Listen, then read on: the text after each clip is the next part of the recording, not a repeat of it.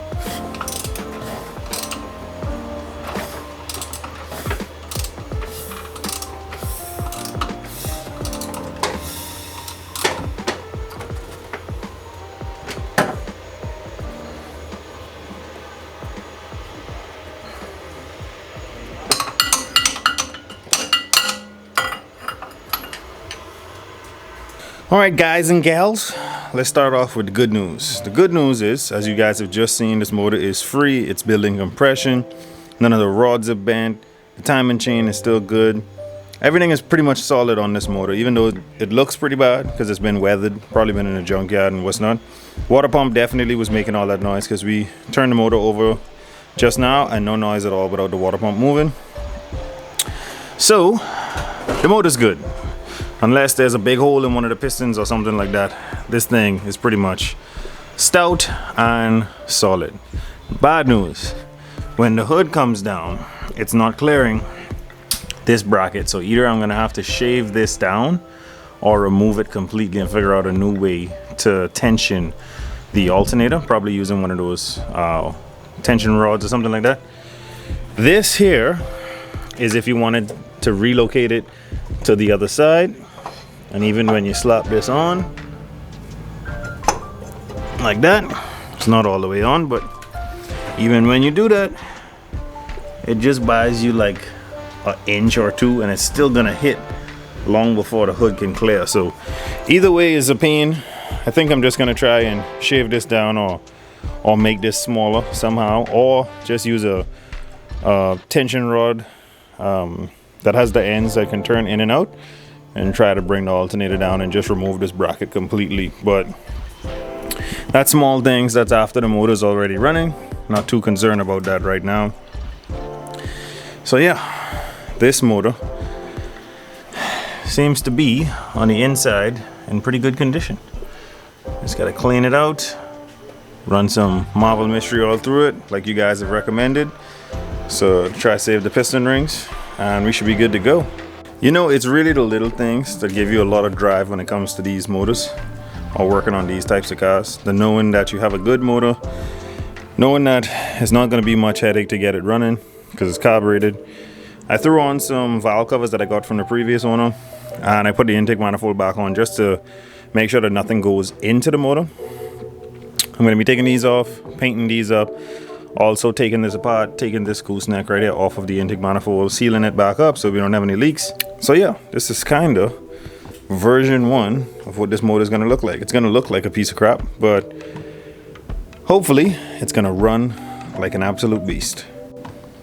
Getting ready to make all kinds of 130 horsepower with this 2-barrel intake manifold.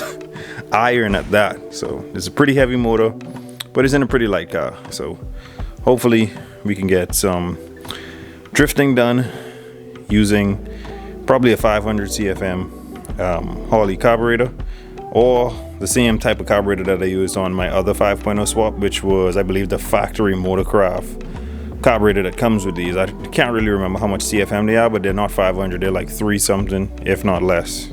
Alright, so as you guys can see, I really am dedicated to making sure that you guys get 2 videos per week. Now it's going to be Monday and Wednesday. That's actually going to motivate me to work on these cars a lot more, do a lot more stuff to them in a shorter amount of time. When I was only producing 1 video per week, I would only touch the car probably once per week. Now I'm going to be working straight through. I'm working on different projects, the 2-valve Mustang, the 5.0 S14, and the 4-valve swap Mustang. So we got to keep the content rolling. So thank you guys so much for watching. Don't forget to like, share, and subscribe if you guys ever want to donate to the channel to help these builds come along quicker. My PayPal link is always in the description below. You guys can hit me up on Facebook, Instagram, TikTok. All of my links are in the description below. And always remember, don't drift without your dreams. And I'll catch you guys on the next one.